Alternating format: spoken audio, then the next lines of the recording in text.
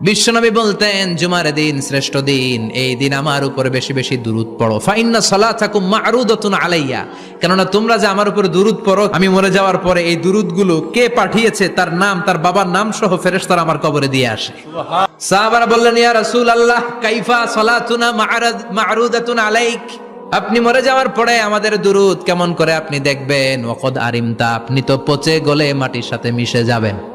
বিশ্বনবী বলেন, ইন্নাল্লাহা হাররামা আলাল আরদি আন তাকুলা আজসাদাল আম্বিয়া, নবীদের লাশকে খেয়ে ফেলা, নবীদের লাশকে পচিয়ে ফেলা জমিনের সব মাটির জন্য আল্লাহ হারাম করে দিয়েছে।